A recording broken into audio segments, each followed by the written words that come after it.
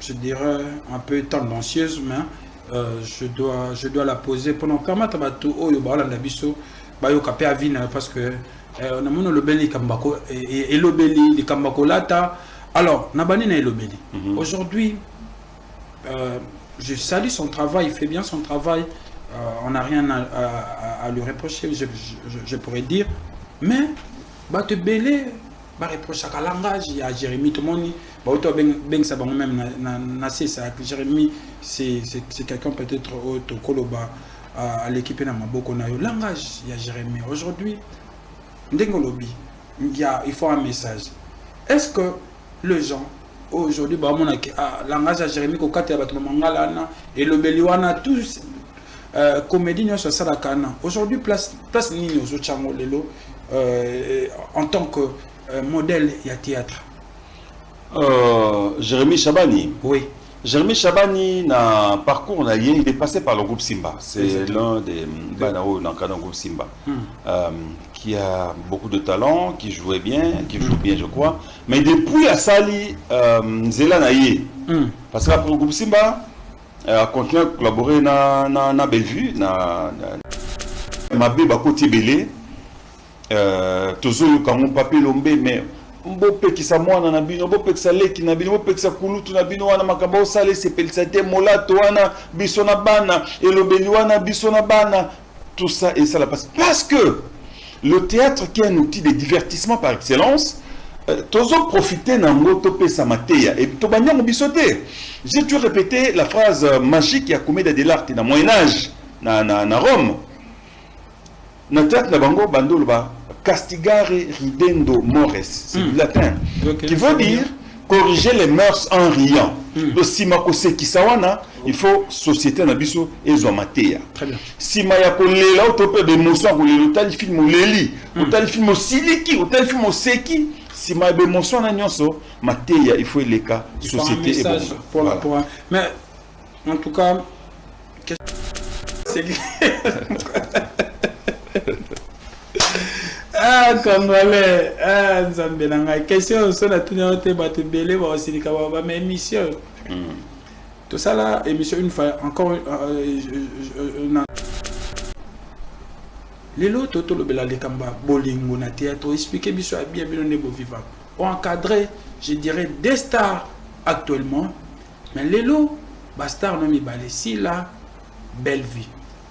Chacun d'eux a créé empire nae clan nae. Ba mi balé bana tata moko. Ba yo kanarate. Et na tuna ba commenter ba bi mon musique ranki na musique ou ça bien mais à théâtre surtout ya si là. Na belle vie mointe papa yabana mibali o gera mondene o sala nini o sala nini pour que o bape sa biso kinya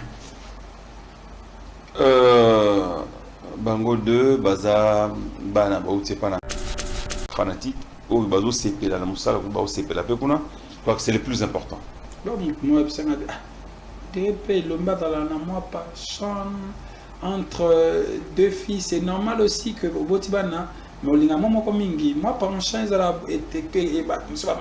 raconté belle vie, et au tournera na belle vie, pas trop avec si là, qu'est-ce qui se passe, va bien que ça va au terre.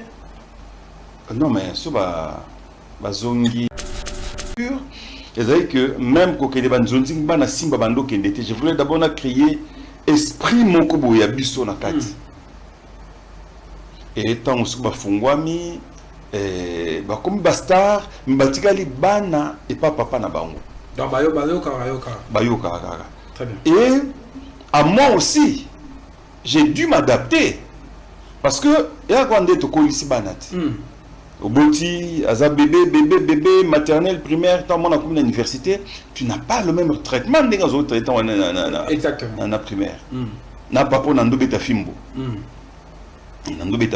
les enfants, bazo chicote. Mais même pour leur parler, j'ai des égards. Bakoli, c'est pareil dans le groupe Simba. Et je le disais à l'époque, na bakulutu na bazaki na ba troupe à théâtre. Na bakulutu adaptez-vous. Bakomi ba star. kogangela castar na balabala te parce que ozwa qui est faible. Bon ça na ba début na ye. Considère ce qu'il est devenu, ce qu'elle est devenu aujourd'hui. OK. A comme grande dame, comme grand monsieur. Peut-être benana pembeni lobela ye na bomoto aza mokolo à comprendre. Mais so yo bandale no suspend te bobé bana.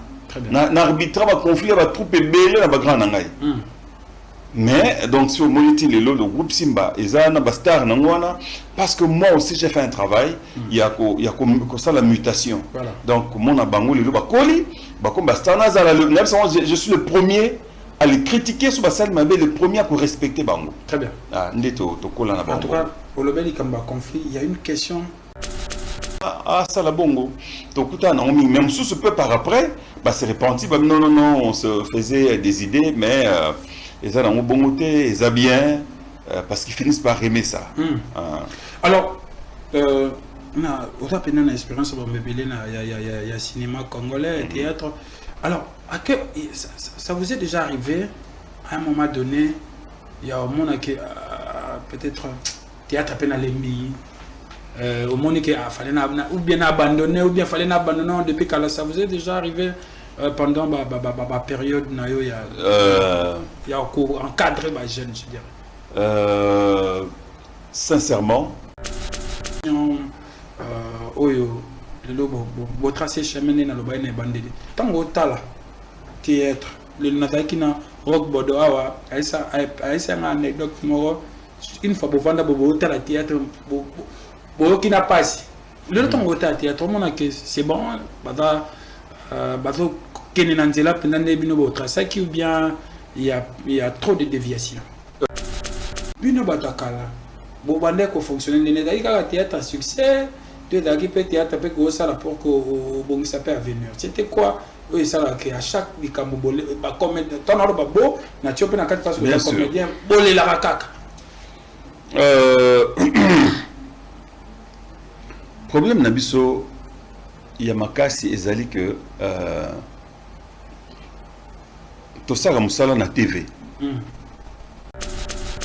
Génération de l'eau. En tout cas, pour enrichir question, n'a posé cette question par rapport à un commentaire, il y a Bachelor, Patrick, il disait que le loup n'a théâtre congolais. Poison et comment le roi des modes de vie. Mbassou et comment le cola des petits déjeuners à des comédiens. Tout ce monde a une vidéo, qui est malade, monsieur Bakoufa na poison. Vu de loin, avec exemple, ceux qui vont empoisonner, ceux qui combien de fois. Comment cette génération n'arrive pas à se réunir? Ceux qui vont se réunir après tout, qu'est-ce qui se passe? Pas où est l'année? Bon, au monitor Binawana, président Massouma Zaïkiwana. Ouais, président Massouma. Ami Kindiri, cartouche Massassi à Zaïkiwana. Donc, Zaki, à l'occasion, il y a 90 ans, il y a Maman Nangaï. Ok. Il y a tout Zaki et Panangato, Prosper Longo. Biso, tant que tu es dans Moussala, Otokuti, grand Otokutaki, tu privilégies Moussala. Tant que tu privilégies Moussala, tu es humain. Bakande Zalaka, Malbabi Lekaka, mais. Nabandi nzamba sala grâce que to transcender to zala likolo ya makambwana biso tant tu musala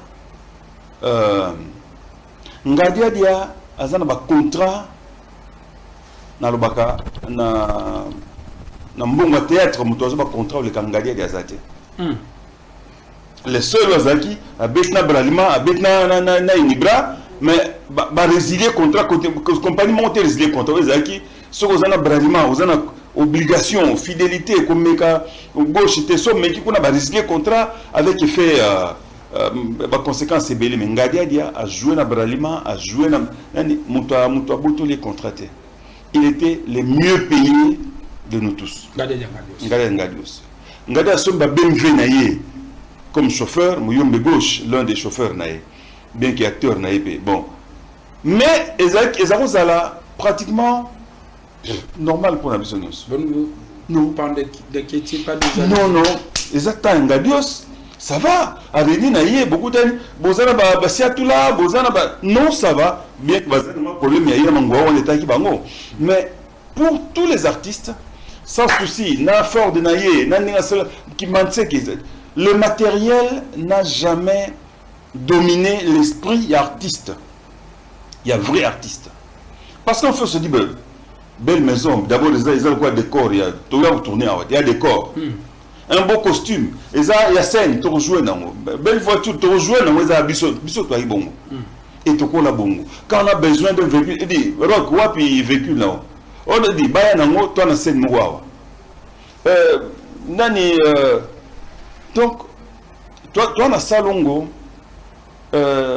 Massasi azui bakoli ya bilamba poto ngana za na rôle moko ya parisien donc Massasi yelinga ya ye vieux doudou yelinga waza nango vieux kodi ya bimpo kaka rôle nanga ebonga voilà il est bien ebonga mais lelo poudre pamba bozana tournage mutako simba poudre muninga te ko simba te donc mutamta ekenge na biloko na ye ba na milimo na bango na esprit na bango ce qui est déplorable. Kaka pa sombi ketch to pa kendeki Dubai azongi to kendeki Bruxelles azongi to nini matériel est dominé bandeko art et quoi matériel est dominé or biso bongoté. Donc son a reçu il faut l'État a foutu biso l'État foutu biso te ya o mona balila laka to lelaka lelaka. Alors on a distribué à l'ouate, mais aujourd'hui, ceux qui président le Mépazate, il a dit que oh non, maman, il a dit maman Oliva, telle est la vie sur les Camoulelo, maman Denise. Aujourd'hui, vous n'êtes pas là-bas au Sénégal. Bordeaux, Ngaloufa, Massoum, Cercle Rana. Ceux qui ont l'été, il y a sa publicité, le Kobo, Bazo à cabine. Parce que communiquera bien, simplement. Ah, bon cabine. Parce que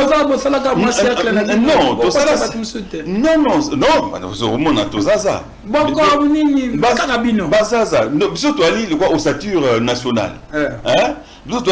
Ossature nationale, to bengaka, bobengi, baonyoso. Moussousou pe, bon, l'équipe saïsaï. Azui domaine mo boye pa kangi kuna, bandi ko benga ba vieux, to tia poids, likambo kende liboso. Donc tout ça toujours ensemble. Mais il faut dire que bateau tangi biso to communiquera bien. Okay. Communication c'est un art, c'est une science, c'est un domaine oyo et c'est la subtilité makasi. Ozope ça message nini. Okay. Tu communiques sur quoi? Et quelle est la cible? Okay. Hein? Quelle est la cible? Qui doit émettre le message wana? Et l'émetteur, il y a trois transmissions na cible. Ce que c'est la publicité à biscuit au bonbon banamiki ba opesa ngate parce que je n'ai pas le langage adapté na banamiki. Peut-être barobenga nani pakalou peut-être. Babenga pakalou babenga tito. OK. Ba on va communiquer directement na bana, ça va passer. OK. Au moni quel produit, quel communicateur et pour quel public, quelle cible. Très bien. Il y a on appelle les communiquer message à banque centrale. Oh.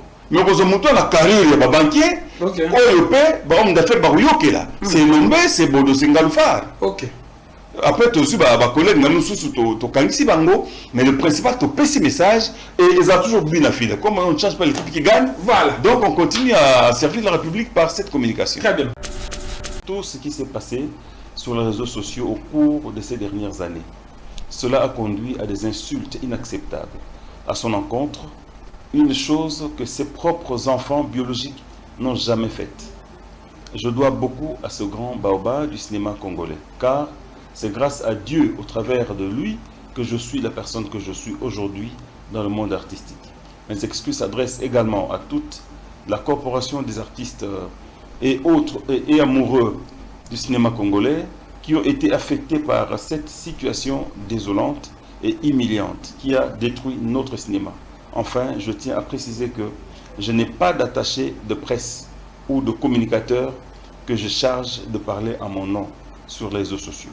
Si tu veux me soutenir, fais-le avec beaucoup d'amour et de respect envers les autres, sans dénigrer ni insulter une personne à mon nom, à mon honneur. Ah, j'applaudis, je n'avais jamais lu ça. Ah bon? Non, Depuis 2000? Non, on a dit autant de monter. Ok. On a pas marché dans les réseaux sociaux. Mais au revoir, quoi les Cambo et comme porte-parole n'a attaché de presse dans le Balka, ou c'est là que bah finger rien. Je salue cette initiative. D'abord, je reçois les excuses qu'elle présente. Et je salue l'initiative Yakobo et ma porte-parole parce que Mingi, ils ont la musique, ils ont la société, Abisso, porte-parole, communicateur, il prend ses propres pensées, ses opinions à lui, à l'artiste Yango, Muto parfois Tindiété, et Pelissimoto.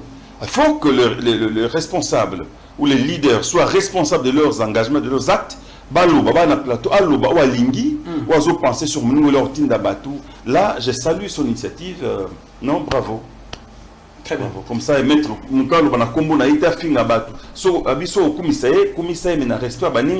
là, c'est profond et je salue ça. Vous êtes vraiment touché par ces messages.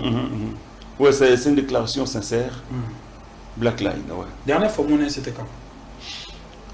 Yasuka Namoni.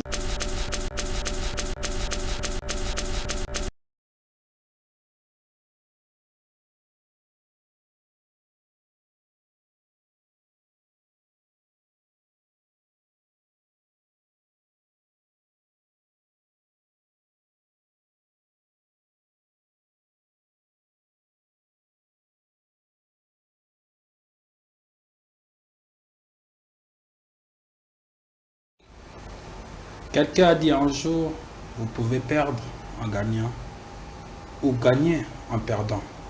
Aujourd'hui, chers téléspectateurs, je reçois pour vous, je dirais, une icône du théâtre, du cinéma congolais. Il a fait un chemin qui est, je dirais, irréprochable. Il nous a donné des acteurs, des actrices qui nous ont fait vraiment du bonheur et qui continuent à nous faire du bien. C'est un père, mais il est souvent pas trop, il n'est pas souvent trop télé. Aujourd'hui, j'ai eu l'occasion et j'aurai l'occasion de parler avec lui en long et en large sur beaucoup de choses que je vous demande de nous suivre attentivement. Il s'appelle Elombe et c'est le président du groupe Simba à qui j'ai dit bonjour ou bonsoir. Bon, ça dépend des gens qui nous suivent, mais je vous dis bonsoir et bienvenue, messieurs. Alors je dis salut. Salut. Très bien. En tout cas, Moukou, c'est des voilà, c'est-à-dire qu'on peut recevoir le matin, le soir. Voilà, parce qu'il y a des gens qui nous suivent un peu partout là. En tout cas, merci d'être venu, c'est un plaisir. Le plaisir est partagé. Merci d'avoir pensé à m'inviter sur votre plateau pour échanger aujourd'hui pour le bonheur des téléspectateurs, de vos millions de fans et de nos familles. Très bien. Elombe, Faustin, Soukai. En tout cas, j'aimerais savoir, lorsque vous voyez le Congo, vous pensez quoi? Quelle est la première réflexion qui vous vient en tête? Le Congo comme république. Oui. Le Congo comme patrimoine commun. Le Congo comme notre bien commun, nous tous. Le Congo comme notre mère patrie. Le voir, votre question, je crois, on peut, s'il faut y répondre, c'est sur plusieurs facettes. Le voir en politique, le voir en culturel, le voir en citoyen lambda, le voir... Bon, je modifie un peu ma question. Je vous en prie. Le Congo vous donne espoir du développement, je dirais. Ça ne peut que donner espoir. Le Congo ne peut que... En fait... Avec le taux de dollar qui... Tout ce qui arrive, tout ce qu'on peut connaître, nous devons sortir du pessimisme. On doit sortir du pessimisme, sortir de la résignation, considérer ce que nous traversons aujourd'hui comme une étape. Bien des pays ont connu ça. Les grandes nations développent aujourd'hui, les États-Unis, l'Allemagne, la France, la Belgique, le Luxembourg, le pays de la Scandinavie, là, le pays scandinave, tous les grands, la Chine, la Corée, ils ont connu ça. Ce que nous traversons aujourd'hui, en fait, c'est une occasion de nous remettre en question. C'est une interpellation collective pour dire, voilà, aujourd'hui, taux de dollar vacillant, incertitude, insécurité dans le pays, incertitude économique, il n'y a pas d'investisseurs qui viennent parce que le climat des affaires n'est pas très bon, et tout ça, c'est des problèmes. Alors, il nous appartient à nous, Congolais, de ne pas rejeter notre pays, mais de nous asseoir pour dire, bon, nous avons assez détruit, nous avons assez créé l'inimitié, l'antipathie des investisseurs, tous les mots que nous avons nous-mêmes créés, nous sommes capables de réparer. Et je sais que l'homme qui est capable de détruire est autant capable de réparer. Et je crois en ce Congo de demain. Très bien, merci beaucoup, Monsieur Lombé. Alors, je vous signale que l'émission, c'est beaucoup plus en lingala. Il y a grave. Voilà, nous avons deux étapes. L'émission, la première, ça, pour vous, on va essayer de, je dirais, ramasser certaines vidéos de vous, d'autres personnes aussi, vraiment, ma réponse, il y aura aussi des commentaires, peut-être aux attendants, quelques commentaires, où ils ont engagé au PSAP point de vue, même collectif Nabine, et puis il y aura une autre rubrique où ils ont trop c'est trop, en place au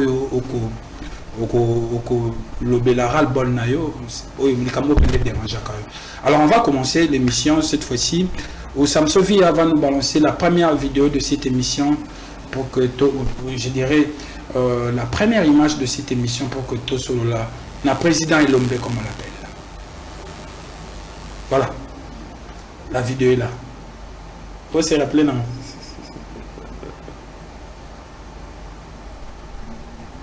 Oh youth. On dirait. Théo yo. On se rappelait la vidéo. Moi je mon moment bali yango. Mais naï parce que tout ça bazana na ni pona naï bango bien. Voilà. On dirait Nyango. Ce qui Nyango, ça sera quelle pièce? Wow. Bon, la pièce est dans la gravité, mais là, tu vois maintenant la dame. Ah, c'est Mimi Mboui. Mimi Mboui. Ouais, Mimi Mboui. Ah, dans mon épinard, j'aime ma cassière. Ça fait combien de temps cette vidéo? Oh, j'ai pas d'idée. On a joué autant d'œuvres, Naoui Basouté. Encore faut-il qu'il y ait des amis Mimi bien à confondre d'autres mandats. Bon, on y est bien.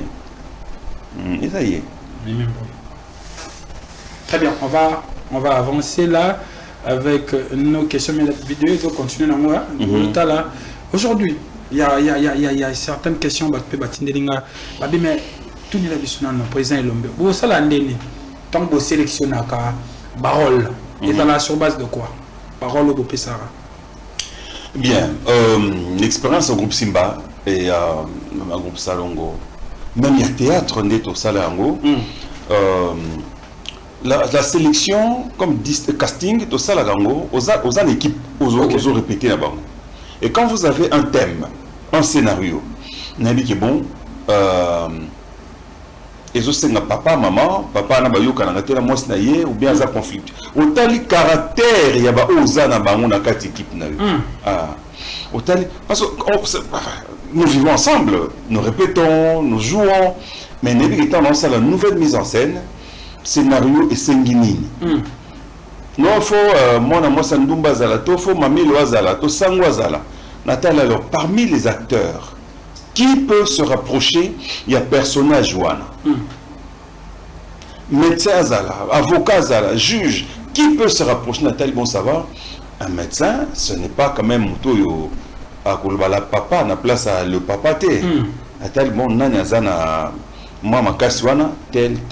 Bon, Abassi, tel. Donc, c'est sur base de la connaissance que nous avons. Il y a des acteurs autour de groupe. Et sur le groupe, il y a des athées. Il y a des personnages, il y a des tel profil, il n'y a pas des athées. Il y a des troupes, il y a cas parce que domestique autolingi, Azala, yo, Kosalango bien. Voilà un peu. Donc, c'est sur base, il y a des acteurs autour de la actrice. Et il y a des textes oyo bozo jouer au Saliambo. Alors bateau en tout cas dans l'explication bien bateau bozo quand on va la rapprocher na rôle na vie normale pe bazala pe moi bon non estimation ndenge bonjour non bakozala bongo te parce que sokoza moyibi lelo jouer moyibi donc faut za petit si monsieur toyeba banda toyeba jouer aka moyibi yesikoyo akangama na personnage wana en fait akangama na personnage wana aza moyibi te c'est bon Odoaka barola ba patron et ça la nini domestique alors que n'a patron non na lobby et se rapprocher pourquoi c'est vrai dans groupe salon ba meka une fois non seulement domestique mais moi na moko oyo Marat Razoni okola OK na ça la Serpierre na ça la boé directeur Chitengesa Nathalie paix à son âme David non je crois que là on est en train de forcer la nature et ça na ba prérequis à moko na moko parce que ce hôtel n'est pas totalement na pièce na biso film na biso tu as besoin d'un chef tu as besoin d'un directeur d'entreprise tu as besoin on a déjà moi mon moto est là tanga déjà naza pembeni ba rôle wana ba pesinga mais souvent qui moyibi et que ba ko faire jouer là il faut ce comme metteur en scène ayeba quel genre il y a moyibi funazala OK moyibi a détournement yo dans la non moyibi détournement voilà, non, voleur intellectuel. Vol avec effraction, vol à main armée. Il faut qu'à voler. Détournement. Ok, très bien. Alors, ça vous est déjà arrivé aussi pendant aux équipes qu'on encadrait bateau, au petit rôle, moi, et pas à une dame ou un homme marié et qui après aux yeux Barreto peut-être pas oui et manquaté mais notre mission est à la paix ya ko talisa bande ko bazali ba marié basko mibali que tant tokomaka sur scène l'artiste n'a pas de sexe l'artiste n'a pas de religion l'artiste n'a pas de parti politique l'artiste n'a pas de couleur quelconque sociale l'artiste n'a pas de tribu tant oyewana Ozamona moi si bakobali sayu mobali wazana bo jouer c'est juste jouer c'est vrai et zana mibali mingi na basi mingi pe jouer les kabango bakasa ba carrière ba conjoint na bango OK je te une anecdote toza na fiancé ali parti toujours tourner na même ligne OK ba jara ba rolo yo tout na boîte ce que zaka film tout pour mes enfants quelque chose de comme ça OK toute boîte ngana ali parti toyé na chambre d'hôtel, qu'est-ce qui se passe? Le réalisateur a soumis basli pasika. Aboa qui ne boa qui a mobali, aboa qui a moisi. Soutien sika moi c'est pas boa ikuna. Na imaginez déjà. Ah imaginez ça de là ba pyjama to lali to se couvrir. Le fiancé ali parti to za na studio à un tournage. To six to yambani après tant matin na TV benga mon cher. Est-ce que tu filmes qui a moi là? On dirait mais on dirait que quand tu as la beau et comme vrai. Quand les gens m'appellent, mais comment est-ce que tu as vu ta fiancée Nabi? Nazareth, tu m'as dit, doute. Est-ce que j'étais là?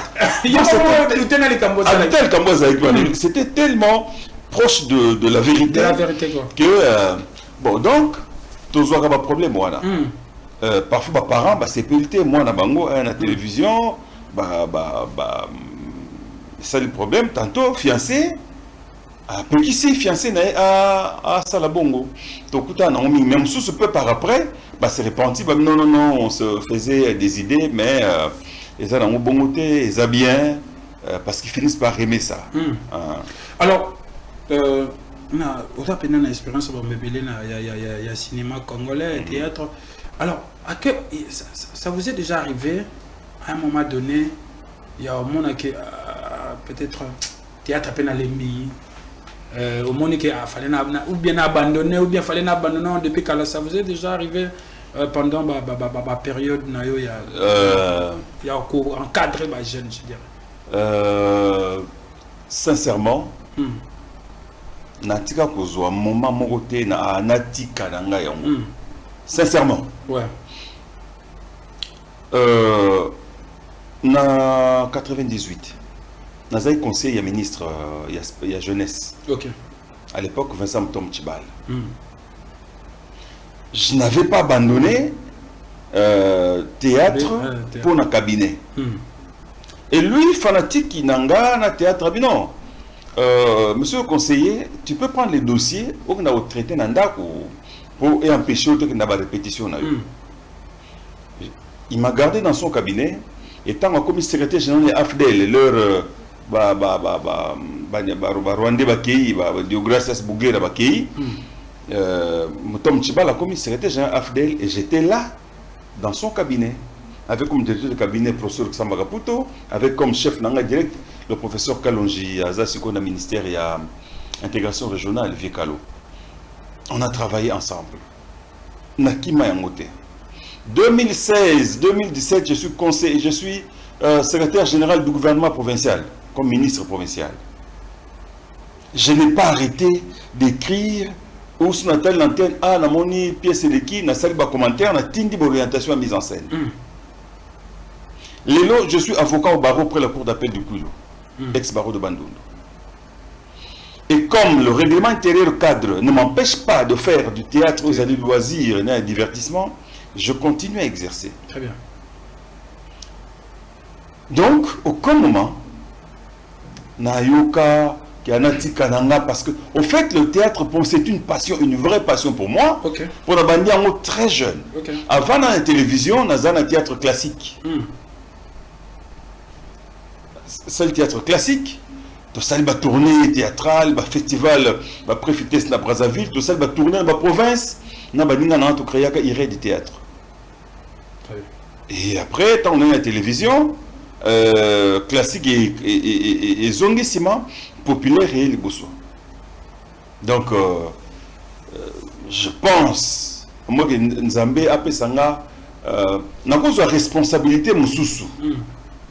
Oui, couper ça, n'a tenté, il y a Rosala na théâtre, mais sinon, va penser dans l'esprit de théâtre. Une question pour que tu sois élément Moussoussou. Ou encadrer la star est belle, le lot star. En tout cas, sans vous flatter, 70% à Bastar, na théâtre le lot, encadrement. Mais si vous avez géré les niques, comme il na groupe, mais 80% est effectif, non, Bastar. Comment vous étiez en train de gérer les stars au Bazakina? Oui, grâce à Nzambé. Grâce à Nzambé qui a fait que on a commencé faible tous, on a grandi. Bangonios Bayaki Bakutenga déjà élombé. Na carnet d'adresse nanga, na mulongo ba fanatique nanga, na ndeba na panzi jeu, na kaboli yangona na ba collaborateur nanga. Nazaki très sévère na formation, très dur. C'est-à-dire que même quand on banzonzing bana simba bando kendete, je voulais d'abord créer esprit mokobo ya biso na kati. Et tant on se bafungwami, comme bastar, mbatikali bana et pas papa na bango. Donc Bayoka. Très bien. Et à moi aussi, j'ai dû m'adapter parce que ya kwande to kolisi banati. Oboti, aza bébé, maternelle, primaire, tant mon à l'université, tu n'as pas le même traitement des autres traitements exactement na primaire. Na papa na ndobeta fimbo. Les enfants, bazo chicote. Mais même pour leur parler, j'ai des égards. Bakoli, c'est pareil dans le groupe Simba. Et je le disais à l'époque, na bakulu tu na trop à théâtre. Na bakulu tu adaptez-vous. Bakomi bastar. Kogang de la castar na balabala parce que Ozoa qui est faible. Bon ça n'a pas début naïe. Considère ce qu'il est devenu, ce qu'elle est devenue aujourd'hui. OK. A comme une grande dame, comme une grand monsieur. P7 benana pembeni lobelaye na bomoto aza mokolo à comprendre. Mais so yo bandale no suspend tete bobé bana. Na arbitre ba conflit ba troupe belé na ba grand ngai. Mais donc si on monite le groupe Simba eza na bastar na ngwana parce que moi aussi j'ai fait un travail, il y a ça la mutation. Voilà. Donc mon abango le ba koli ba comme bastar na za je suis le premier à les critiquer sur Bassal Mabé, le premier à respecter Bango. Très bien. En tout cas, au Lobeli Kamba conflit, il y a une question et de partout. Je vais vous la poser peut-être vers fin émission. Mais toi, côté na image, ça me souvient, tu nous proposes la deuxième image de cette émission, s'il te plaît. Voilà. La légende du cinéma congolais, Faustin Soukari Elombe, a célébré les 102 et 105 ans de ses parents biologiques avec amour et émotion. C'est vrai ça? Oui, là c'est mon père, il a 54 ans aujourd'hui, et ma mère a 90 ans. Il y avait une erreur comment qui a 102, 105. Le Lola, mon père a 54 ans, et maman a 90 ans. En tout cas. Baza, Toto mais na bon café na tongo. Ok. Oui, avant la bima, baza, très bien. Ça me suffit à balancer les vidéos sur l'image, monsieur Tota, commentaire. Voilà. Heureux anniversaire à eux, que cette grâce localise aussi à mes deux parents. Quelqu'un peut me mettre en contact avec Elombe Soukari, voilà, Soukari Elombe, Michael Angelo. Pende à pour ça tant à côté est-ce qu'on a pas commentaire après à bien dans pour ça à kuta nayo o même pas parents nayo pour l'accender ni bango basadi c'est possible. Oui, c'est possible. Les parents nanga ba centenaire wana ba parents ya congolais nyoso qui voudra bien les rencontrer, qui voudra bien ko il y a pas longtemps le ministre Didier Mazenga, ministre du tourisme, à l'hôtel Bango il y a 2 mois passés, à l'hôtel Bango, Vaina Bango Mangonga baza parents de ce donc wa rulinga komona papa na maman baza les bienvenus et ça logiquement ya famille to bango de basala exception na ndenge ya ba famille ko ba tu belé na ba famille côté na ba comment ba joie non bien ça exception ça miracle. Je sais que grand-mère nanga maman et papa a umila ipe. Mais papa n'a pas très jeune. Papa mon ami pas papa n'a. Ok. Et maman et maman pe a kufa très jeune. Maman tika la orpheline de mère. Très jeune, même pas école primaire. Mais papa n'a a kufa qui a qui juge monene. Papa et maman qui juge monene. Juge à ma tribunal coutumier. Ok. À Kolaki. Bon là je crois que ça grâce à Nzambe, c'est pas une question d'hérédité. Parce que dans ma famille musulmane mais là voilà, c'était ça la question. Ça me souvient à une autre image s'il te plaît, continuer émission Abisso Batota Abisso en tout cas moi belé voilà, tu peux suivre nos bambos te place Bozali. Donc papa est enseignant. A bandi carrière né enseignant en 1946. OK. Azur retraite en 78. Voilà, en tout cas, merci beaucoup pour la donc, maître dans la première année primaire. Oh, ah non, c'est la première. Vous nous savez ce qu'on dit. Ah, moi, je vais vous point. Non, non. Pourquoi? Celui papa n'a Nzamba benga kaye na ba ni wana. Nanga na papa n'a zaki méchant. Ah bon? Ah oui. Nanga za souvenir na malamu te. Oui, ba maître kalabaza obeta makasi, papa za obeta. C'est une école. Une école primaire, la première soit obeta classe, mais il commençait par moi. Abandi parna azuma na collègue na mettre Eloi le moi donc ngai na petit sangana akubenda mato ya tombo liboti otiki mabele hein naza na ba 5 ans voilà donc à d'autres traiter ndenge mona ba élève nyonso faveur zéro faveur zéro parce que on a vu ça ba camarade non rien non la chic na moi avantage te moi na mettre rien. Que ça l'erreur est au bêtama pour la bibliothèque. Voilà, ça me sert bien, c'est pas si ah ouais, et un problème, tu nous balances la vidéo, les images là-bas parce que c'est très important pour que tu continues émission. Alors, le temps que technique est bon, ça manque tout président.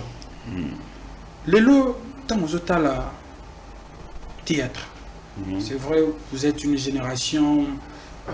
Oyo le lobo bo tracé chemin na loba na bandede tango tala théâtre le nataki na rock bodo awa aisa na anecdote moro une fois pour vendre bobo tala théâtre bo qui n'a pas le tango tala théâtre on a que c'est bon bada bazo Kenenanzela pendant bino botra ça qui ou bien il y a trop de déviations. Les deux. D'un côté, personnellement non, c'est que la commune a jeune et belé va s'intéresser à ça là va s'intéresser à moi parce que télévision et offrir un espace d'expression. Les lots nan et c'est moi tantôt qui n'attend à Banzonzing. Tu vois des jeunes qui jouent très bien, qui ont conscience de ça na bango et jeune fille comme jeune garçon. Et au tel peu côté technique, jeunes va s'améliorer, des caméramens qui vous font des belles prises d'images, ton son va améliorer, ton costume, ton accessoire. Et nous sommes très fiers d'Ango. Comme on a que, comme il est là, et puis intellectuel, côté belé, des jeunes intellectuels, côté belé dans ça, un côté positif. Très bien. Alors, côté négatif, c'est ça que, pas si. Et on attribue à faiblesse na mort à l'école. Moi je dis que l'école est morte. Quelle école? L'école au Congo elle est morte. L'école donne des diplômes mais ne forme pas l'homme congolais. L'école donne des diplômes et à la secondaire, primaire, secondaire, université, à longue, il a son diplôme, il a son bac plus 3, son bac plus 5 et même son doctorat, je me permets de le dire. Mais l'homme congolais n'est pas formé à l'équilibrer, à la cultiver, à la culturelle. Côté Konande et c'est la conséquence, c'est ça que dans le marché d'emploi, les lots tout ça compétitivité. Alors, Moussa le communini, YouTube, TikTok, Nini, Winner, parce que on n'a pas les arguments, les lots. On n'est pas solidement formé. Alors, la formation à Kalezaki, le théâtre faisait partie, il y a l'activité à l'école. Le théâtre, l'élève avait appris à lire. À côté de la bibliothèque, à jouer livre, à jouer bouquin, à jouer roman à Tanguy. À jouer œuvre à théâtre à Tanguy. Et tant qu'on ça là, soit tant qu'on ça là, jouer comme acteur, comme dramaturge, soit comme spectateur ou critique, il a les arguments à critiquer l'œuvre. Alors, il y a un lélo, école et koufi, batou bako critiquer une œuvre, bako mi moquer ou baza souté. Donc, bako mi yamba n'importe quoi. Des jeunes qui viennent, mœurs, yako tengama, langage yako tengama, l'insulte, l'insanité, n'ambego na bango, molato na bango, ezope sa le kumute. Il y a un espace na biso à théâtre malheureusement et il y a des films qui s'abisso il y a des kunda et belé il y a effort on est notre jeune il y a bien il y a qualité il y a artiste à qualité bazali bakot na musala mais il faut on est kundama au profit il y a moi parce que moi le mot bosenzi wana et le ko la belé le to tangité tout mon bête na ba sauce ba bunda boké bo fani mikolo bo ta bon parce que vous n'avez rien à faire vous n'avez pas ni vous discuter makama malonga ba mona ndi ba bête maboko et il gagne l'espace applaudi par ceux qui sont des diplômés sans être intellectuels qui n'ont pas la culture. Il y a quoi apprécier les valeurs intrinsèques des œuvres. Donc, moi, patient, moi, basal ya mabe bakoti belé, tozo ka mon papier lombé, mais mbope ki sa mwana na bino, mbope ki sa leki na bino, mbope ki sa kulutu na bino wana makamba osale sepelsate molato wana bisona bana elobeli wana bisona bana, tout ça et ça la passe. Parce que le théâtre qui est un outil de divertissement par excellence. Tozo profiter na ngoto sa mateya et to banyango bisoté. J'ai dû répéter la phrase magique ya Commedia dell'arte na Moyen Âge na Rome. Na théâtre na bango bandolo ba castigare ridendo mores, c'est du latin qui veut dire corriger les mœurs en riant. Le simako sekisawana, il faut société na biso ezwa mateya. Très bien. Sima ya kolela autope de émotion ko le tal film o leli, o tal film o siliki, o tal film o seki. Si ma émotion na nyonso mateya il faut les cas société et bon. Mais en tout cas question oyo je dirais un peu tendancieuse mais je dois la poser pendant permettre bato oyo ba la biso ba yo kapé avina parce que on a mono le beli kambako et le beli li kambako lata alors na bani na le beli aujourd'hui je salue son travail, il fait bien son travail. on n'a rien à lui reprocher, je pourrais dire.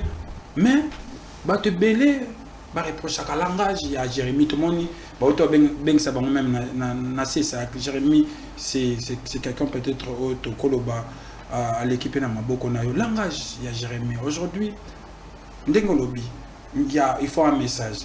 Est-ce que les gens aujourd'hui langage à Jérémy ko kate ba to mangala et le beliwana tous comédie sur ça la kana aujourd'hui place nini aux chango lelo en tant que modèle et théâtre. Jérémy Chabani. Oui.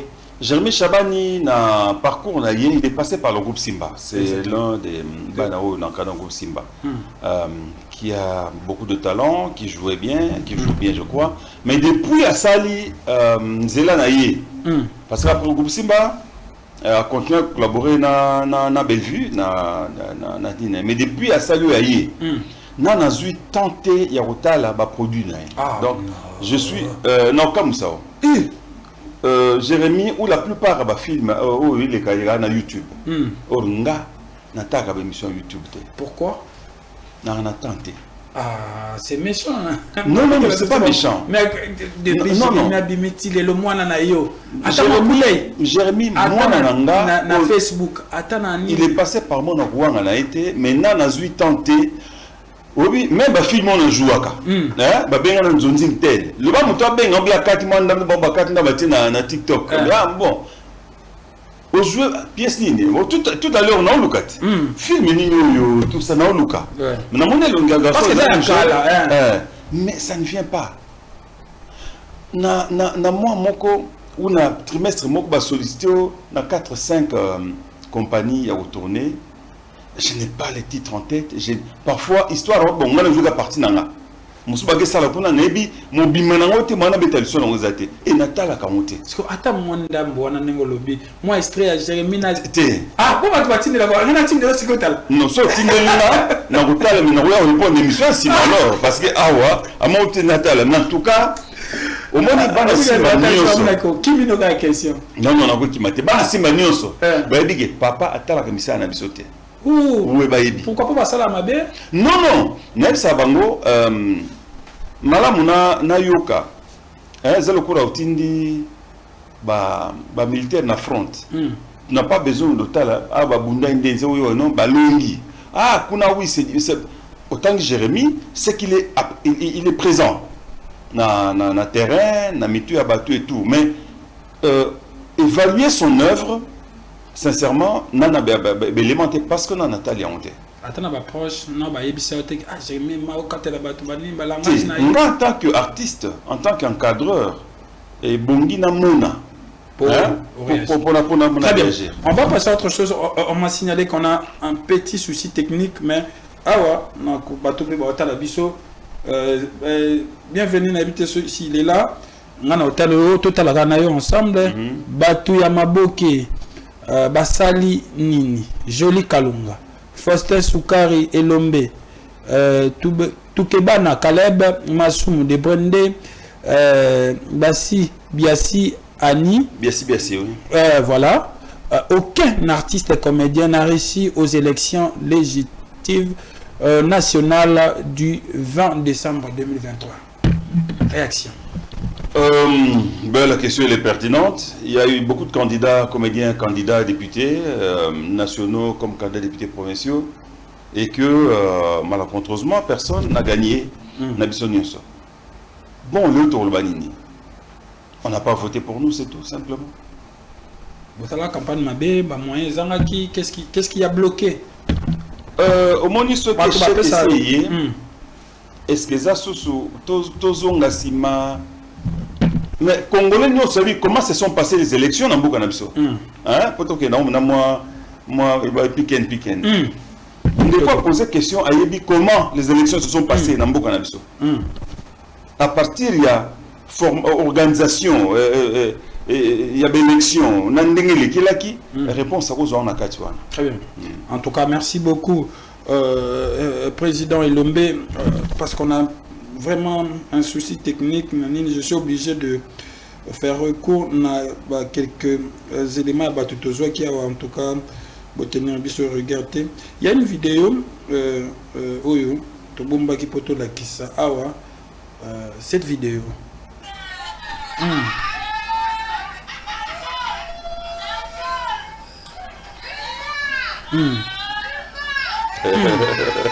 En tout cas, malheureusement, voilà.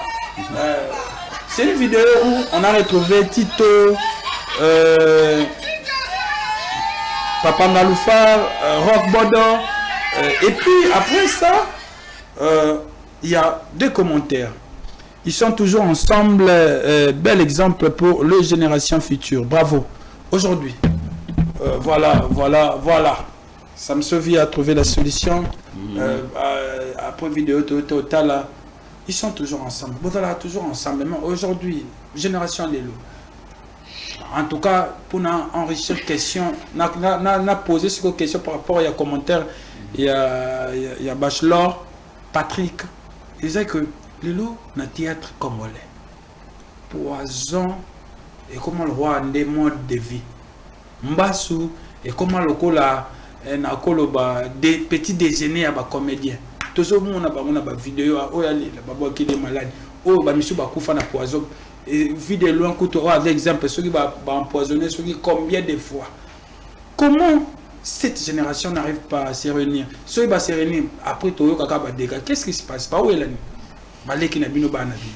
Bon, au monito bina wana président Massouma Zaki wana. Ouais, président Massouma. Ami qui ndiri cartouche Massassi Zaki wana. Donc Zaki à l'occasion il y a 90 ans il y a maman nangai. OK. D'être Zaki et panangato Prosper Kelongo. Biso tant toye na musala otokuti ba grand otokutaki to privilégier musala. Tant pour privilégier musala, to za ba humain. Bakande zalaka malbabile kaka mais na banzi nzamba sala grâce que to transcender to zala likolo ya makambo wana biso tantu musala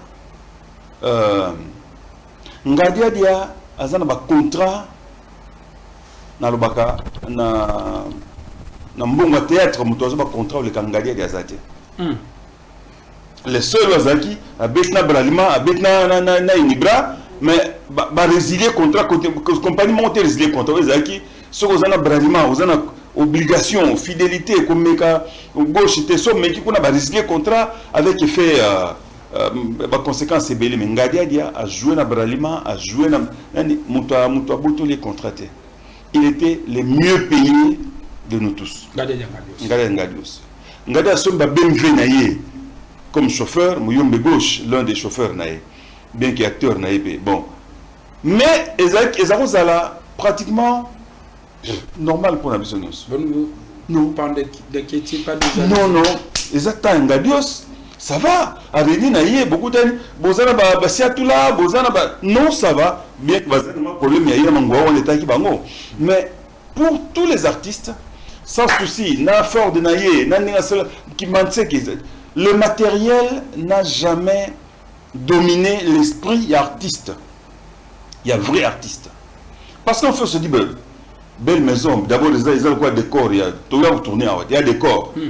Un beau costume, il y a scène, tu rejoues, belle voiture, tu rejoues, il y a bisou, tu as bon. Et tu as bon. Quand on a besoin d'un véhicule, il dit, rock, wapi, véhicule là. On a dit, baya nango, toi, na scène, mouawa. Nani, donc, toi, na salongo,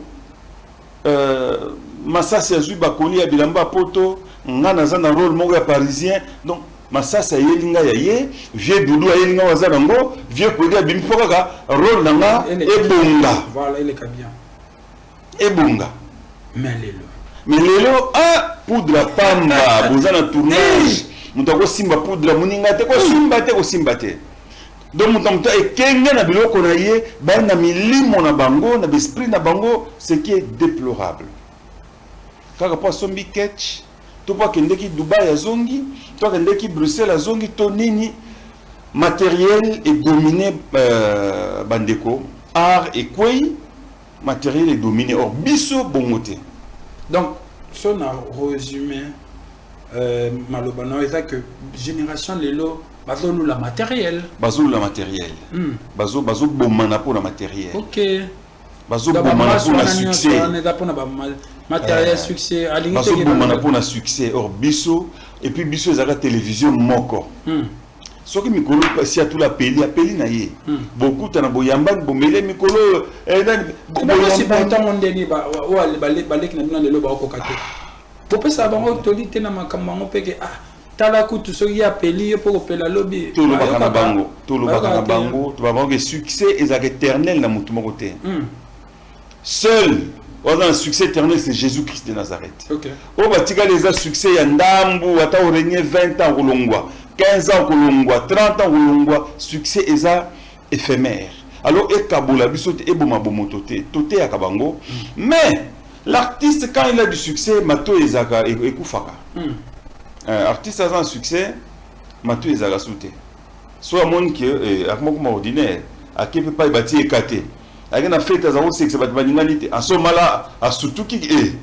À moi, il y a des réunions, à moi, il y a des conseils. Ce que le président Lombe, donc peut-être sur la poudre, admettons, vous jouez, bon, il s'agit pas que faut que ma poudre, mon poudre, il y a artiste non moi, ouais, qui est là, ouais, ça là, ma bien, au coup signé pour Tchamoto, au salaire. Même non, biso na régisseur. Est-ce que motoka y a pas de poudre sur les athées bon. Nga so ba pesinga na kotia eta na nga te wa kede na ngo bas eta na nga te na tie. Bon, il y a les autres habinoté pas. Vous abisoté. Pourquoi? Abisoté supérieur. Biso za bon Nzambe toi supérieur.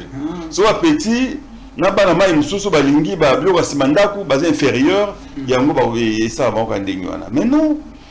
Donc mon temps quand on a eu biso ezaki donc toujours jouer toi un spectacle donc ngam na olongola donc na okanga mama chako et to mindondo soutien comme ça muso olongola le pantalon pantalon de taille là ça na jupe non koto boy comme ça olongola le pantalon wana non elle a changé costume quoi faut jouer faut changer a changé costume.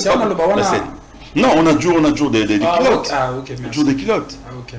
Donc, tozan ambiance wana idée ko tout est que biso non mon biso dans la vraie famille Bodo Tito Ngalfa natiki nanga verre awana ke solo en téléphone ko bien ke toilette to zipagate oh non non on est là ensemble to banga mutute to banga na raté pour to sample mabete to zali wana l'art prime et boulou biso eza toujours le colo. Président Ilombe na auto mona que je salue Willy Kaimbe na auto mona pas Willy Kaimbe Yann Dimos comédien belé bon je parle de Yann Dimos parce que c'était le dernier que je suivis Azolé à Sali Théâtre a gagné le roté. Vous venez de parler de Ngadia Snalanipe il y a un théâtre ruby à Sali Théâtre à Tikali Kosom Batalo Pamote to la libate bela ba comédien balela ba comédien so ba koufri faut ba côté de bango ba comédien apparemment ba vanelote qu'est-ce qui se passe bino batakala bo bande ko fonctionner ne dai ka théâtre à succès de daki peut théâtre peut ko ça pour que bon ça peut venir c'était quoi oui ça là que à chaque bikambo ba comédien ton alo ba bo na tiope na 4 face de comédien bolela kaka problème na biso il y a makasi ezali que to sala musala na TV biso to na TV il y a l'état to sala nous au félé il y a au félé il y a pas que nous même les journalistes les collègues na mino o babando bozamo na télé zaïr kala so baluki pembe ni vie ezala moi ba souci pourquoi parce que la chaîne il n'y a pas une politique, il y a gestion, il y a carrière d'artiste au bazo sala na ma chaîne de télé. Il n'y a pas une politique culturelle nationale pour que l'artiste a se retrouver matériellement. To sali ba film, to tina ba TV na biso, to tala na bandaku, laissez tomber ba voilà là. Et ça les cigarettes ba boke biso moins 10 francs. Jeudi prochain, to tourner tout l'action on fait et voilà. Vous avez eu des contrats de publicité Le contrat ne liait pas l'artiste à la société, le contrat liait la société à la RTNC. Quitte à la RTNC à l'époque, Azong c'est la Bisso, Bisso, cela n'avait jamais été le cas Tilelo. Oh! Alors, l'État. Voilà. Donc l'État, en fait, a Bisso. Oh! Tito bon parce que l'État nous doit. Chaîne nationale, les chaîne à l'État. C'est à lui de nous payer. À Fouta Bissoté. À Fouta Bissoté. Oh, Bandata Mobutu. Tu parles de Tilelo, mais Tala Bakulutu Bakufa. Batika Nina Bafamille. Immeuble Nini Bale Mondial Atika. Immeuble Nini Mopepe Soukaï Natika. Immeuble Nini Kouedi Maïpoutou Atiki. Société Batiki, non. Parce que l'État nous doit. L'État nous a utilisé au contenu à nous utiliser dans les médias publics. L'État utilise les médias publics. Et ne nous paye pas. Donc c'est l'État qui doit nous payer. Donc, Tito, les Larabons, ils ont réclamation à l'État utilise Arabiso à Fouta Bisso. Tout ça, on a film, un théâtre, pour moraliser tout, pour passer sans le gouvernement, tout ça, il en retour. Il faut l'État à Fouta Bisso. L'État Fouta Bisso, il y a un monde à Bali, alors, on a distribué mais aujourd'hui, ceux qui président le Mépazate, il a dit que maman Oliva, telle est la vie sur les Camoulélo, maman Denise. Aujourd'hui, vous n'êtes pas là-bas au Sénégal. Mais il y a une république. Il y a une république. Non, mais pour la bonne zafana zouakat. Donc l'artiste toté kakaba œuvreté ndenge collègue artiste msubaté kaba discipline mususu. Non, nous ne vendons pas les œuvres. Biso batu ya chaîne nationale, biso la chaîne nationale. Toté kaba œuvre na biso to sango ya félé la télévision nationale. En retour, l'État n'y fallait qu'il paye biso. Donc les sopé na kei donc bana ba maman Denise ko tika biso tête kunda papa. Et déjà tika na bano que maman Denise comme tangié occasion on appelle ça merci au nom de tous les comédiens dont je suis le point focal parce que maman Denise a joué charge na biso ya soins de santé biso basi na biso bana na biso. OK. Voilà. C'est une bonne chose. Donc il y a un monde à sous-souté comédien Belly non. Il y a des morceaux qui deux fois en Afrique du Sud par avion médicalisé. OK. Ambulance et avion, il y a Ezoé Awa, qui Afrique du Sud, va traiter la zone ici. A rechuté, avion médicalisé, et il y a le sur Ezoé en Afrique du Sud, le coup de la présidence de la République. Alors, tout ça, on charge à Maman Denise. Donc, encore une fois, grand merci à Maman Denise pour tous les biens au salaire de comédien. Et récemment, au tout ça, comédien, kit scolaire pour la banane à Bango. Le coup est belé, on va bénéficier d'ango. Très bien. Ta classe. Donc, Bola, moi, on m'a dit ça à Gabiso. Chaque fois, tout le monde merci. Voilà. Alors là, vous avez parlé de l'État. Maintenant, ce n'est pas les gens, les Kamamo, tout le monde a un moment mingi, les Kamamo mingi. Elombe, Bodo, Ngalufa, Massoum, Cercle Wana. Ce qui est l'été, il y a sa publicité, le Kobo, Bazo à cabine. Parce qu'on communiquera bien. Simplement. Ah, bon cabine. Parce que non,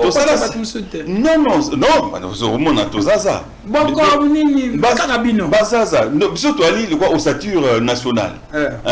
Biso to léopard ossature nationale to bengaka bo bengi banyoso.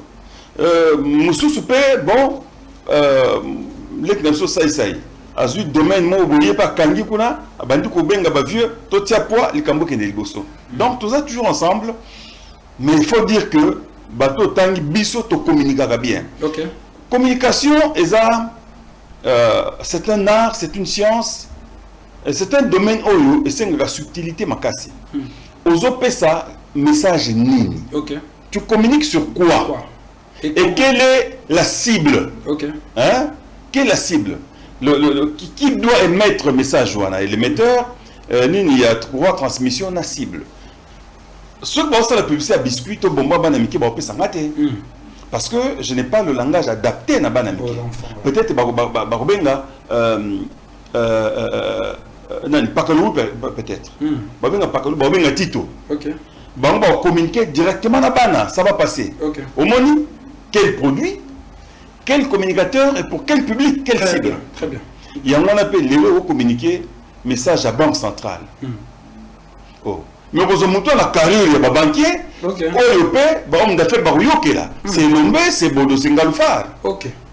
Après tu aussi bah collègue nous sous to kangisi bango, mais le principal to passer message et ils ont toujours bien la file. Comme on ne change pas l'équipe qui gagne, voilà. Donc on continue à servir la République par cette communication. Très bien. On me fait signe que tu as que les doucement vers la fin.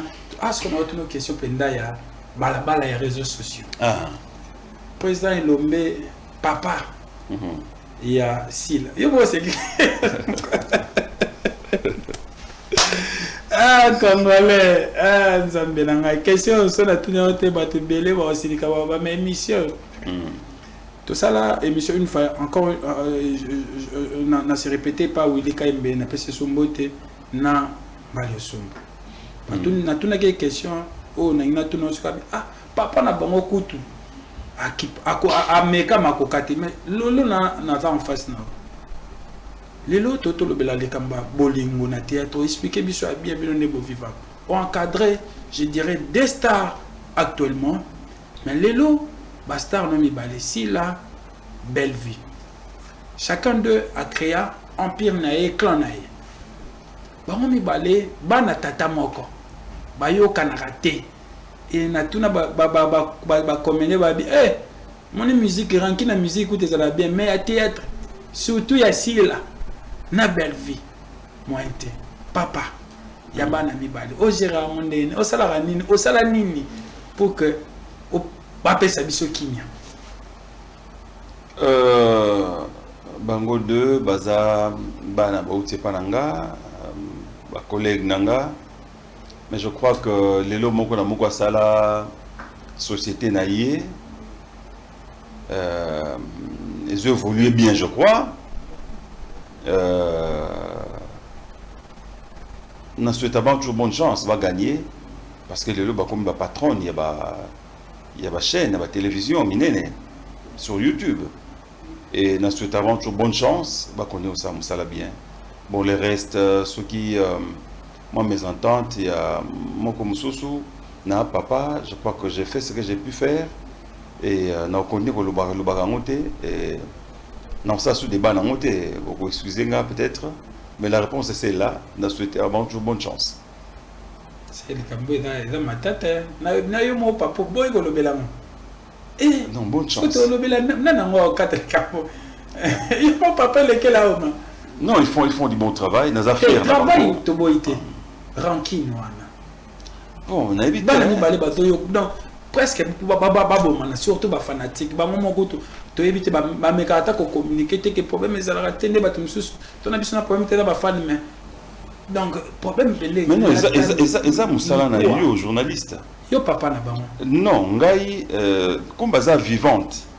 Mona bango zo ba question ba fanatique poser bango. Il y a des fanatiques réponse na plateau parce que baza en vie, baza en bonne santé. Lobi sa bango. Ah oui, le cambo ça ma tête. Les gens qui ne comprennent pas grandeur le cambo. Donc solution et ça sur ma bonne noté ni ya encadré ou mais je crois que le Congolais d'ici comme de la diaspora baza fier il y a production cinématographique na bango. Je crois l'essentiel c'est ça.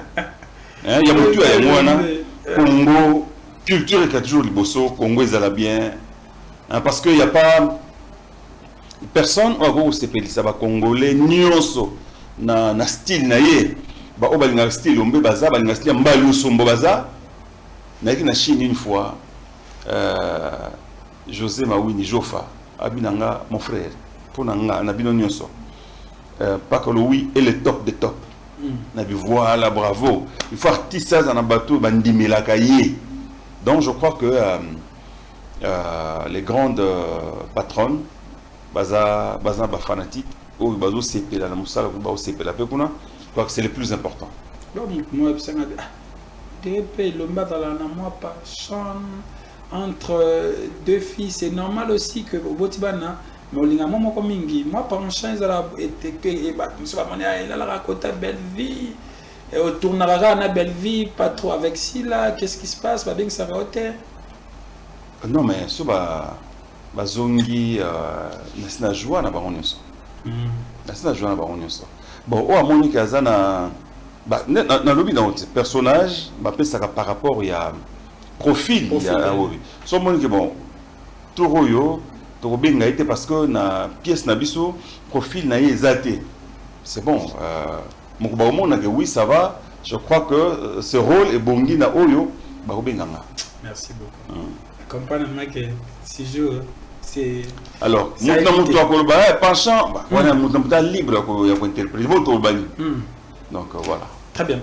Là c'est Ursule Péchanga, l'une de vos actrices. N'habitez au temps de sa poste. Je tiens à présenter publiquement mes excuses à mon mentor et père artistique Faustin Soukari Lombe pour tout ce qui s'est passé sur les réseaux sociaux au cours de ces dernières années. Cela a conduit à des insultes inacceptables à son encontre, une chose que ses propres enfants biologiques n'ont jamais faite. Je dois beaucoup à ce grand baobab du cinéma congolais, car c'est grâce à Dieu, au travers de lui, que je suis la personne que je suis aujourd'hui dans le monde artistique.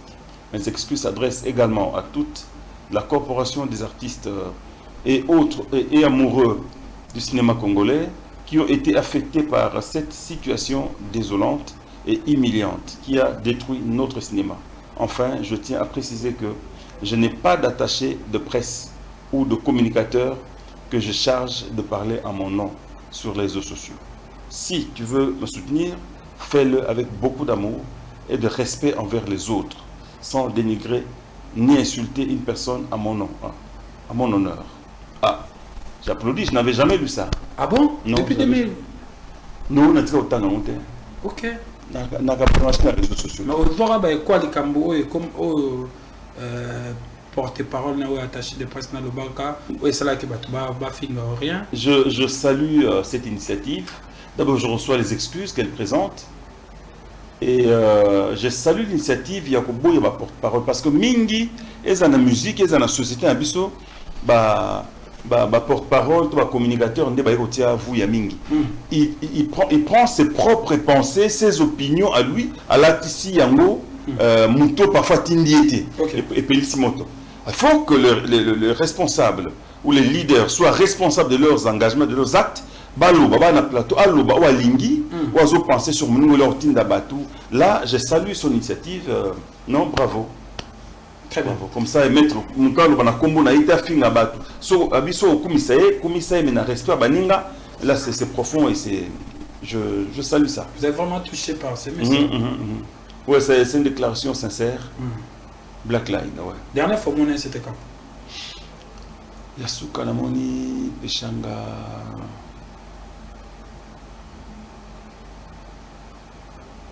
Ben, même pas 4-5 mois. Hein. Ok. Ouais, et oui, quand même. Très bien. Mais bon, tant bon, on a peut-être solo là, moi, assez suffisant personnellement. Oui, m'appeler, me présenter des excuses parce que je veux te dire qu'il y a des bébés bazala choqué chaque fois, on a insulte na Kombonanga. Ok. Des gens qui m'appellent de l'Europe, de partout, des États-Unis. Qu'est-ce qui se passe? Mais Nini, non, émission telle, bon, comme voilà par exemple, et qui m'isanga dans émission, parce que on a quand même des responsabilités.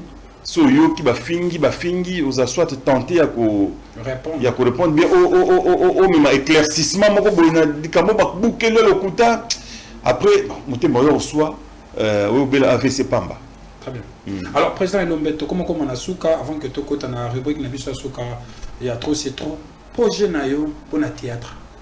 C'est vrai, au Sali, Tokolo Bébélé, mais au Sali Nyon Sauté. Le grand projet qui nous reste, ou que vous avez pour le théâtre, c'est quoi? Le grand projet pour moi, c'est de construire un village artistique. C'est un village artistique. Mon projet le plus ardent, c'est Mbongo Natonga cité artistique. Où l'on viendra faire des productions culturelles. Hollywood, peut-être l'équipe Mounene Mingi, Nganaza, moi modeste na projet nanga. c'est d'avoir, moi, site Oyo, toi, dans salle de spectacle, toi, na résidence pour artistes en cas d'un moment de création, même site à tournage, pourquoi pas, et c'est un peu belé belé. Et belé belé. Alors, ils allaient un peu en dehors de la ville, loin, il y a Makila et belé belé. Voilà, moi, village Wana, c'est ça le projet. Très bien. Voilà, merci beaucoup. Et aussi, si je peux participer à ce que loi sur la politique culturelle en Mboka, ils allaient voter, promulguer, que l'artiste aille doit devoir na Mboka na biso, ils allaient bien mingi. Et puis l'État doit na devoir vis-à-vis de l'artiste.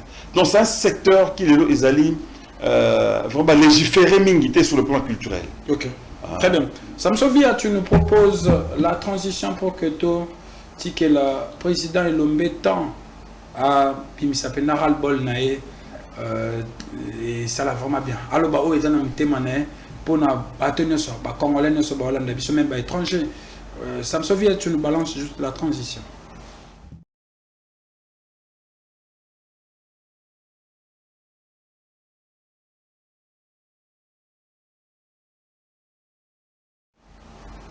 Voilà, président Elombe, caméra en haut. Solo lana, bateau nyo so ba otala biso ral bol na yo. Na domaine nyo so ça veut dire oyo do peso ka kanda au lobby hein. Peut-être ral bol pour nga ezali yango penzate ou yango pe. Mon ral bol c'est l'utilisation abusive des réseaux sociaux na ba congolais. Ailleurs réseaux sociaux et comme université et comme école les autres à Batou les autres à Batou mala mouibélé le business à travers yango sans se déplacer et tout ça mais pas dans les réseaux sociaux c'est les insultes toi mboka oyo interdit ezate on insulte le chef de l'État le kola mutumoko comme un poisson pourri et bandi les loté on a insulté Kabila on insulte Tshisekedi lelo on dirait moins que rien. Tokofinga basango, bakofinga épiscope, bakofinga ba prêtre, bakofinga ba pasteur. D'autant mboka moko interdit ezate. Trop c'est trop. Et là je dis trop c'est trop, chers Congolais, d'ici et d'ailleurs, to bako respecter bato. Na bandi biso kola na éducation que tata moninga aza tata na yo, maman moninga maman yo ki chassa kalela biso moko noko. Quartier mobima bege noko, comment ne ba na souté. Tata leki ba voisin tata leki comment ne parce que ba PCP respect oyo banane ba pesaka na lupango na ye, oyo ba ni ba pina lupango na ye. Yaya ba benga yaya bongo mais lelo tout cela est mort. Réseaux sociaux pas na biso commis et sika il y a dépravation des mœurs par excellence. Il y a Mahamingi. Moi, je m'insurge contre ça et j'ai salué l'initiative à CESAC où il y a Bengaki, quelques leaders, il y a créateurs, il y a contenu, Poto Bongisa, Makamonabiso. L'injure à travers les réseaux sociaux, le dénigrement, la diffamation. Bongoté. Trop c'est trop dans les alliés congolais a dû respecter mon côté. La loi à géométrie variable. Elle existe pour les uns et n'existe pas pour les autres. Pays et Kotambola Bongoté. Nous devons respecter la loi dans toutes ses dimensions pour na bola miamboka. Pour na utala comportement wa congolais tala la circulation routière. Au monde que mitu na biso et tengama. Au rebate sans ni tozo kende na nazo kende sans opposé donc et c'est permis comme ça de manière inadmissible. To bongisa to respecter mibeko. Et congolais yasuka na osenga to linga Congo. Kolinga Congo, topé ça d'abord respect dans l'autorité en Mboka. Toute autorité vient de Dieu. Félix Antoine Tshisekedi, chef de l'État, nous lui devons respect. Nous devons respecter tous nos ministres, nos juges, nos commissaires de la police, nos autorités de l'armée, nos autorités de l'Église. Et nous devons respecter nos parents, nos voisins, nos parents quartier, nos mamans quartier. Congolais, tout le Mboka Nabiso, tout respecter bien Mboka Nabiso, tout le baka bolam pour Mboka Nabiso, tout tatulaka ya bien pour que Congo et Tombouama, Congo et Bonga. Autorité biso ba parents, ba na bako qu'on a biso ba bénéficier nango. Merci Président Elombe, merci également Jordel Kabanga qui fête son anniversaire aujourd'hui. Que du bonheur pour toi. Merci à ma fille Boka Kema Taylor Vandam. Merci beaucoup à Jenny Bopenda Yambichi depuis quelque part. Merci à Blanchard Ilonga Beach. Merci aussi à Verlin Mbonda depuis Beach. Merci à Divine Sindano, la diva supérieure. Merci à Yateo Zambrota. Yateo Zambrota. Je les salue. Yateo Zambrota. Yateo Zambrota, salutations Belé. En tout cas, merci Naya Tolanda Bisso. Merci aussi à Tabita Ilengo Mbinga Zor, Mamana Light. Merci à vous tous, à Mafiboka Kema Taylor Vandam, encore une fois, merci. Là, je salue également Chris Mokanda, proche de Constant Mutamba. Président, je pense que nous sommes arrivés à la fin. S'il y a quelque chose, il y a sous communique au Ngoloba, au lobby pour que. Non, mais on a réitéré la salutation d'Angaïna. Yateo Zambrota Malamu. Je salue le couple Richard Koso et Matondo Francine. Je salue la charmante Mimi Matondo parmi nous au pays. Je salue Bana Groupe Simba, Nyonso, Yakishasa et à Diaspora. Et je salue tous les Soukari. Tous les Soukari. Voilà, fanatiques. Non, mes enfants. Ok. Et ma famille. Très bien. Donc, allez, je vous embrasse, mes enfants. Vous avez bien mingi pour nanga, vous avez force ya nanga ibana simba tout, parce que na simba balongwate hein. Ata ukinda obana na yo, vous avez membre groupe simba. Ata au lobby non changer identité, vous avez membre groupe simba parce qu'on est kolongwate et tika bongo et tous il faut ma force. Très bien. Voilà, merci président d'être venu, c'est un plaisir de vous recevoir et un honneur de vous recevoir sur ces plateaux. Merci à Alain Biatango, merci à Samsovia, merci à Bienvenue, merci à l'équipe Mobimba, à Platini Malo, à notre DT. On se retrouve prochainement. Allez, à suivre.